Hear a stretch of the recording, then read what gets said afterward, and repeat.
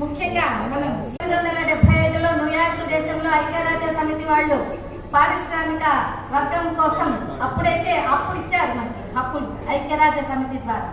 అప్పటి నుంచి ఎన్నో సంహరించింది.